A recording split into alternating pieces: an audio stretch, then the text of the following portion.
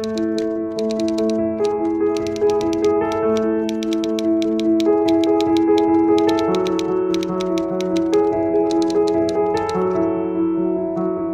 am addressing you, the youth, not because I overlook your parents, but rather because the future of your nations and your country will soon be in your hands. And I also find that the sense of quest for truth is more rigorous and attentive in your hearts.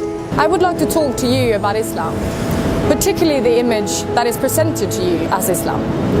Many attempts has been made over the past 2 decades, almost as the disintegration of the Soviet Union, to place this great religion in the seat of a horrifying enemy. I don't insist you accept my reading or any other reading of Islam. What I want to say is don't allow this dynamic and effective reality in today's world to be introduced to you through resentments and prejudices. Don't allow them to hypocritically introduce their own recruited terrorists as representatives of Islam. Receive knowledge of Islam from its primary and original sources. Gain information about Islam through the Quran and the life of its prophet. I would like to ask you whether you have directly read the Quran of the Muslims.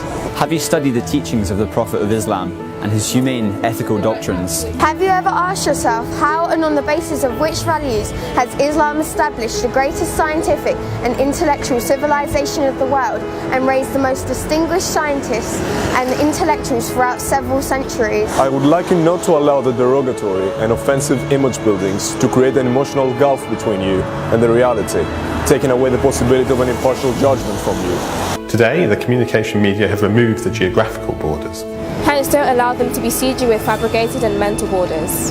Although no one can individually fill the created gaps, each one of you can construct a bridge of thought and fairness over the gaps to illuminate yourself and your surrounding environment. Therefore, don't miss the opportunity to gain proper, correct and unbiased understanding of Islam, so that hopefully, due to your sense of responsibility, future generations would write the history of the current interaction between Islam and the West with a clearer, conscious and lesser resentment.